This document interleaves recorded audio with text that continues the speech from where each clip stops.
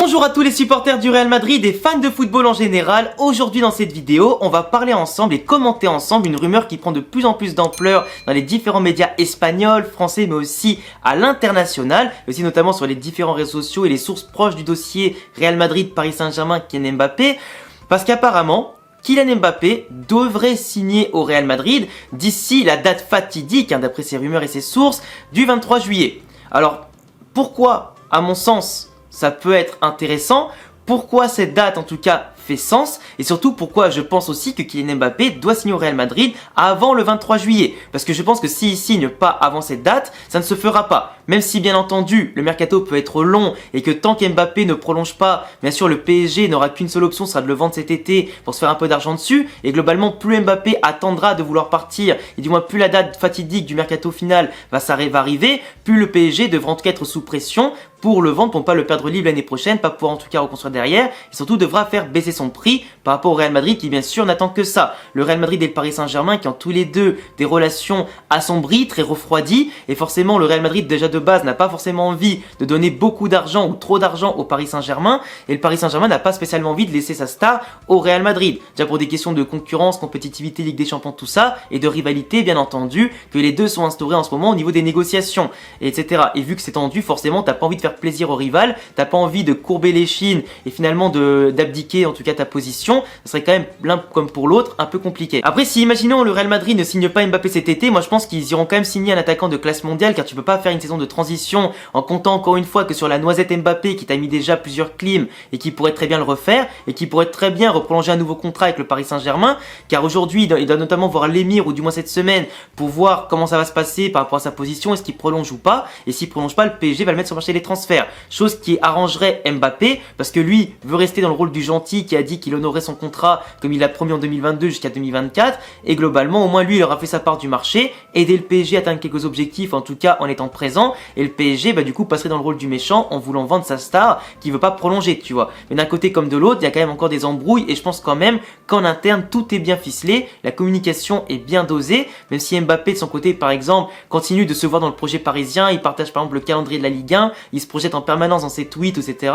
Donc à voir en tout cas ce que ça peut donner, mais je vais vous expliquer dans cette vidéo pourquoi à mon sens le PSG et du moins le Real Madrid doivent conclure le transfert d'Mbappé avant le 23 juillet. Et je vous rappelle les amis que si vous êtes fans du Real Madrid ou de football en général, n'hésitez pas à vous abonner car cette chaîne est faite pour tout le monde, beaucoup d'analyses d'actualité, de matchs, etc.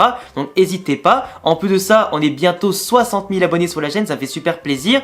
2 ans maintenant que la chaîne existe et je pensais pas aller si haut aussi vite, et c'est grâce à vous. Donc merci énormément pour tous les pouces bleus qui aident à référencer les vidéos, pour tous les gens qui s'abonnent aussi sur mes vidéos. Et puis voilà, au passage, c'est mon anniversaire d'ici le 29 août, donc si jamais vous voulez me faire un petit cadeau, vous savez quoi faire. Enfin bref, pourquoi Kylian Mbappé doit signer au Real Madrid avant le 23 juillet? Déjà, dans un premier temps, le Real Madrid, comme je disais, ne peut pas faire son mercato en fonction de Mbappé. Et déjà qu'avec une attaque Vinicius, Rodrigo, Rosselló, ça va être assez compliqué d'aller chercher des trophées, des titres sur tous les tableaux. Globalement, il faut quand même recruter un petit peu, au moins l'attaque, pour avoir des joueurs de classe mondiale de grand calibre qui pourront t'aider à faire une belle saison en Espagne comme en Ligue des Champions.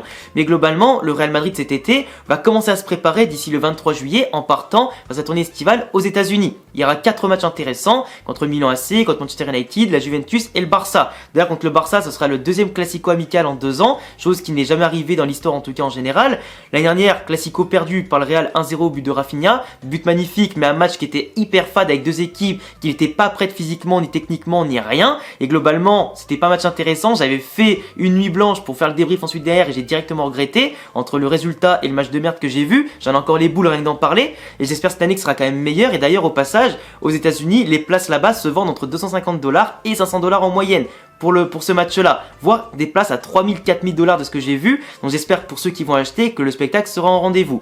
Enfin bref, c'est pas le sujet, mais globalement le Real Madrid va faire sa préparation. Donc pour travailler l'état de forme des joueurs, voir qui sera chaud pour la reprise de la Liga qui aura lieu mi-août en Espagne, avec un premier déplacement pour la première journée qui sera assez périlleux, notamment à Bilbao pour le Real. Donc il faudra être prêt au niveau de l'intensité et du jeu. Faut pas perdre des points dès la première journée contre un bel adversaire et dans un stade très compliqué à aller chercher. Donc le Real Madrid qui devra travailler les automatismes et la première formation en tout cas qui sera alignée pour les premières journées de Liga. Et forcément, si tu as Mbappé qui vient d'avance, bah déjà au niveau de la com, du marketing, etc., tu vas booster tes revenus parce que déjà que le Real Madrid va toucher un gros chèque avec la tournée estivale. Si tu as Mbappé en plus dans la balance, tu peux gagner encore plus avec les maillots, l'exposition, droit TV et tout ça. Tu peux même rajouter des clauses dans le contrat pour signer encore plus d'argent. Ça peut être en tout cas pas mal. Donc Mbappé, en plus de ça, au niveau du commercial, pourra commencer à travailler son automatisme avec le vestiaire, sur le terrain, avec ses coéquipiers, voir en tout cas ce qui est possible de faire avec Mbappé sur le terrain. Parce que c'est quand même mieux d'arriver en pleine pré-saison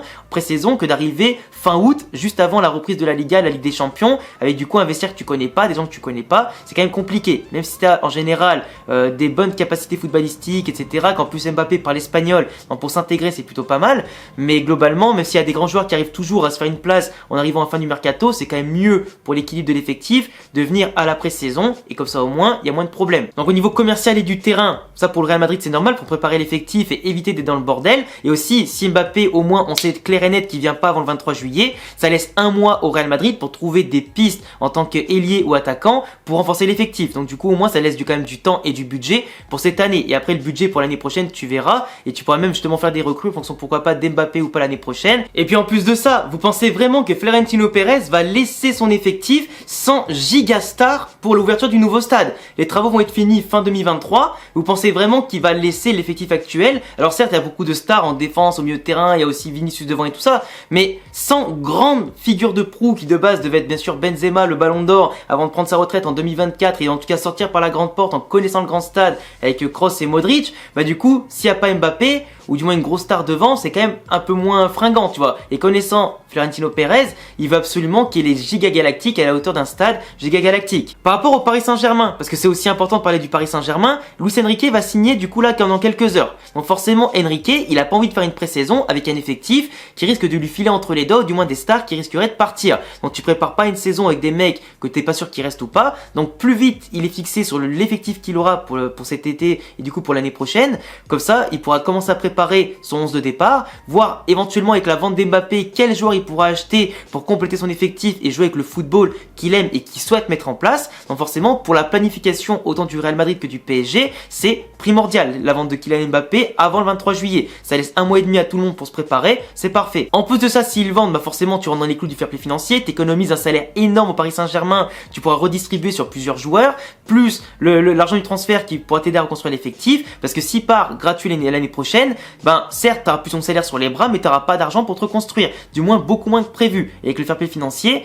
tu peux pas faire tout ce que tu veux, tu vois. Enfin voilà, même s'il y a quand même certains clubs qui ont plus de passe droite d'autres apparemment, voilà, on cite personne pour pas faire de polémique, mais au final, le Paris Saint-Germain ne veut pas le voir partir libre, donc forcément, plus la discussion avancera dans ce sens-là où il part, où il prolonge, ben plus la stratégie des différents clubs pourra être affinée. Et même si le Paris Saint-Germain veut pas forcément renforcer le Real Madrid, au moins on n'aura pas un feuilleton qui durera comme l'année dernière jusqu'au bout pour finalement pas grand-chose. Donc globalement, au moins Enrique sera content, le Paris Saint-Germain sera content, ça rapportera de l'argent d'un côté, de l'autre côté ça investit, mais au moins t'investis et tu feras pas une saison blanche, parce que je pense qu'avec Mbappé, on fera pas de saison blanche parce qu'on aura toutes les pièces du puzzle qu'il faut, du gardien jusqu'à l'attaque pour faire une saison incroyable. Et le seul truc, comme je disais, c'est que si imaginons le transfert vient quand même après le 23 juillet, donc après la préparation estivale, après le début de la Liga, de la Ligue 1, tout ça, le Paris Saint-Germain, plus ça se rapprochera du 31 août, plus ils seront obligés de baisser le prix. Parce que le Real Madrid, au bout d'un moment, se dira, bah nous on a commencé la saison, on a potentiellement trouvé quelqu'un d'autre, donc Mbappé maintenant vous le laisse, vous vous démerdez, et Mbappé, ils pourront jamais le forcer à partir du PSG. Donc globalement, si le PSG se dépêche pas, le Real Madrid pourrait signer quelqu'un d'autre, du coup ne plus avoir l'argent cet été pour signer Mbappé, et du coup devra attendre l'année prochaine pour le signer gratuitement, et le Paris Saint-Germain devra baisser ses prix obligatoirement, et du coup courber le dos face au Real Madrid qui surtout aura gagné ce qu'il voulait. Donc ne pas être dans l'urgence, volonté de reconstruire, d'avoir son joueur pour préparer la saison, tout ça, beaucoup de raisons qui font qu'Mbappé doit signer avant le 23 juillet, et je pense très clairement que c'est possible. En tout cas, les prochaines heures, voire carrément la semaine prochaine, risquent d'être décisives dans ce dossier. Je vous laisserai me dire en commentaire ce que vous en pensez de tout ça. Si c'est possible qu'Mbappé signe au Real Madrid avant le 23 juillet, s'il signera l'année prochaine ou pas du tout. S'il ne vient pas, est-ce que le Real Madrid doit signer un joueur et qui ils doivent signer? Je vous laisse vous abonner, cocher la cloche et me laisser un petit pouce bleu. Mes réseaux en description et à bientôt pour d'autres vidéos. Ciao!